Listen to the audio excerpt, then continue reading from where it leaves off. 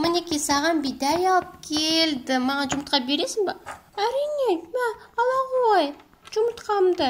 Саған 2 жұмыртқа берейін ба? Ала ғой, жұмыртқасын алады. Жұмыртқаны дүкеншіге алып келеді. Дүкенші, міне жұмыртқа.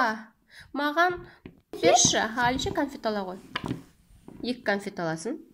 2 қыз ғой бізде. Жүгіріп қыздарға келеді. Қыздар, мен конфет алып келді. Маған су бересіңдер ме? Әрине, ала ғой.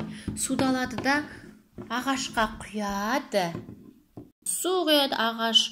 Рахмет деп бұл мысыққа жапырақ береді, я? Жапырақты сиырға кеп береді. Сиыр жапырақты жейді. Сөйтіп мысыққа сүт береді. Я, балалар? Я, солай ма? Я. Әнекей, сүті қайда екен? Мысық сиырдан сүтті алып, мақтағызға алып келе жатыр. Құйрығын тағып берді ма, дед? Ұқты, құйрығын тағып беріпті. Сөйтіп екеуі Жіппен баяды. Байлап қойды жіппен. Екеуі енді достасты ма? Татуласты ма? Татуласты ма, Алиша? Дос екеуі. Дос болсын ба екеуі?